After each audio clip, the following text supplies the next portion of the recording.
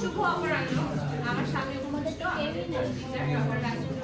এবং আমার প্রান্তীয় সহকর্মী, আপনাদের সকলকে আমার শুভেচ্ছা ও সালাম। আমি এখন অন থেকে আমার আইডি ছিল 5 এবং আমার টিম মেম্বার সহ আরো 6 জন: শিয়াম, মিনু, সুমাইয়া, রিশা, মহান এবং মিগদাদ। আমরা সবাই আপনাদের সামনে আলোচনা করব তথ্য অধিকার আইন 2009 নিয়ে। আমাদের টিম নাম হচ্ছে কনজিউমার জাস্টিস টিম। তো তথ্য অধিকার নিয়ে এই মুহূর্তে আপনাদের সামনে কথা বলবে শিয়াম।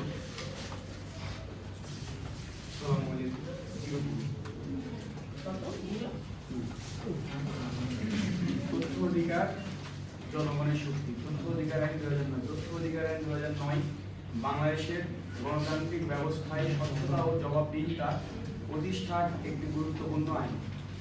এই আইনের মাধ্যমে নাগরিক সরকারি ও নির্দিষ্ট বেসরকারি প্রতিষ্ঠানের নিকট থেকে তথ্য পাওয়ার অধিকার লাভ করে থাকে। তথ্য পাওয়ার অধিকার লাভ করে এই আইনের মূল উদ্দেশ্য। তথ্য অধিকার আইন 2009 এর ধারা 2 এর চ অনুযায়ী তথ্য অর্থ কোনো প্রতিপক্ষের গঠন, কাঠামো ও দাপ্তরিক কার্যক্রম সম্পর্কিত স্মারক, বই, নকশা, মানচিত্র, চুক্তি, তথ্য উপাত্ত ও ইত্যাদি ইলেকট্রনিক প্রক্রিয়ায় সংরক্ষিত ও প্রস্তুতকৃত তথ্যবহ বস্তুই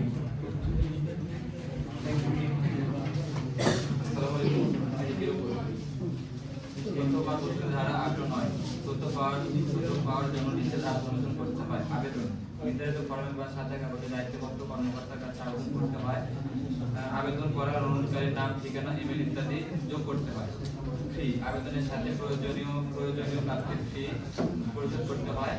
সময়সীমা আবেদন করার পর সাধারণত 20 কার্য দিবসের মধ্যে তথ্য সরবরাহ করতে হয়। তবে তথ্যের সাথে একাধিক ইউনিট যদি থাকে তাহলে 30 দিনের মতো সময় লাগতে পারে। যদি তথ্যটি কারো জীবন মৃত্যু বা গ্রেফতার সংক্রান্ত হয় তবে 24 ঘন্টার মধ্যে তা জানতে কর্তৃপক্ষকে দায়ী করতে পারে।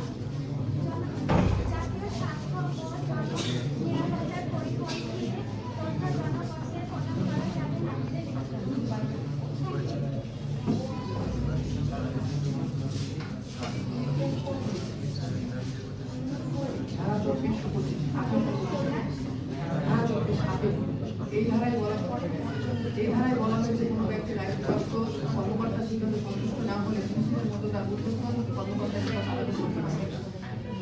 আপিল কর্মকর্তাকে আবেদন হওয়ার 15 দিনের মধ্যে সিদ্ধান্ত জানাতে হবে, অন্যথায় তিনি আপিল খারিজ করবেন। ধারা 25 অভিযোগ ও রায়ের শুনানি। যদি কোনো ব্যক্তি তথ্য প্রাপ্তিতে বাধাগ্রস্ত হন তবে তিনি সরাসরি তথ্য কমিশনে অভিযোগ করতে পারেন। যেসব কারণে অভিযোগ হতে পারে দায়িত্বপ্রাপ্ত কর্মকর্তা আবেদন গ্রহণ না করলে যদি নির্দিষ্ট সময় অর্থাৎ 20 থেকে 30 দিনের মধ্যে তথ্য না পাওয়া যায়, এবং তৃতীয় কারণটি হচ্ছে যদি অসম্পূর্ণ ভুল বা বিভ্রান্তিকর তথ্য দেওয়া হয়। এরপর কমিশনের ক্ষমতা।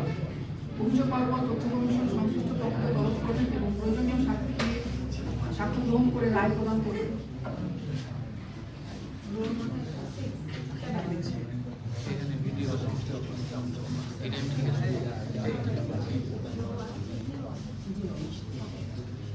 আসসালামু আলাইকুম।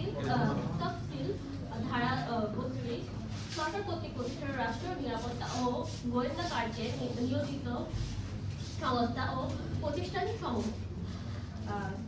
1. জাতীয় নিরাপত্তা ও গোয়েন্দা সংস্থা। 2. Director general forces intelligence. 3. প্রতিরক্ষা গোয়েন্দা ইউনিট সমূহ। 4. Criminal investigation department, CID, Bangladesh police, special security forces, জাতীয় রাজ্য গোয়েন্দা সেল, স্পেশাল ব্রাঞ্চ বাংলাদেশ পুলিশ,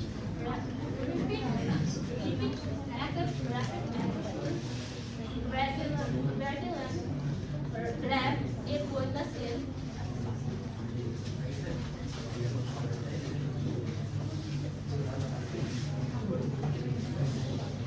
শাস্তির বিধান।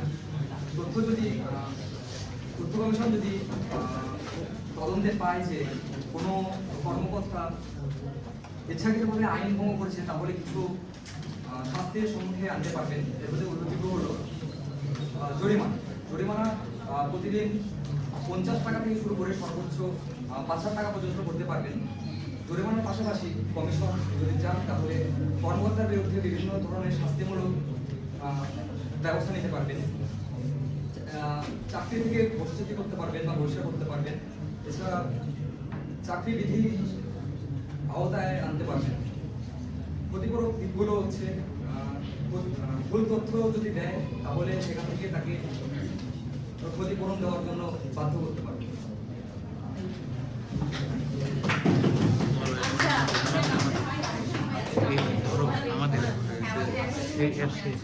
তো আমি একটা গুরুত্বপূর্ণ মামলা নিয়ে আলোচনা করবো, অধিকার আইন 2009।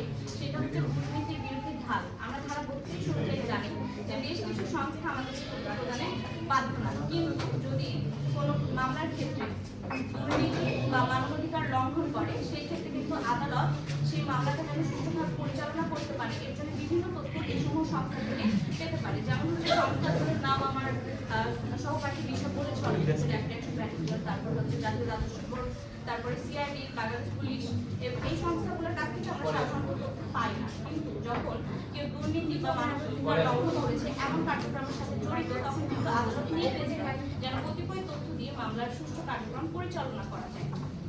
অতঃপর আমি তথ্য অধিকার আইন 2009 পর্যালোচনা করি। সেই ক্ষেত্রে তথ্য অধিকার আইন 2009 কেবল একটি আইনই নয়, এটার আবেগের ক্ষমতায়নের চাবিকাঠি এবং গোপনীয়তার সংস্কৃতি ভেঙে তথ্যের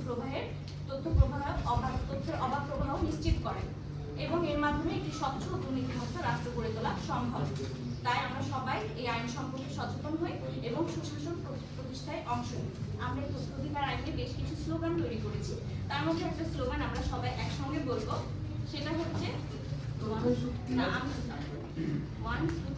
তথ্যই শক্তি, তথ্যই মুক্তি, তথ্যই রূপে দুর্নীতি। তো আজকে আমাদের প্রতিপাদ্য বিষয় তথ্য অধিকার আইন 2009 আপনাদের সামনে আমরা আলোচনা করব।